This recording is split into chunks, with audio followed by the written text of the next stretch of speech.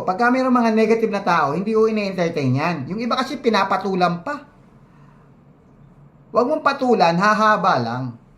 Kasi hindi magpapatalo sa'yo yan. Hindi papatalo sa'yo yan, maniwala ka sa akin. Ang Pilipino po, parang hindi nyo naman alam ang Pilipino. Ang Pilipino po, hindi marunong magpatalo. Ha? Hindi, nung bata nga tayo, di ba? Nagsusuntukan na eh. Dugo-dugo na yung uso rito. Black eye na rito. Sabi ng bata. Hindi naman masakit. Ayaw magpatalo. Ang sa akin kasi, ang pinaka-the best dyan, huwag mong pansinin. Huwag mong patulan. Sasagutin mo lang ng maayos, tapos okay na.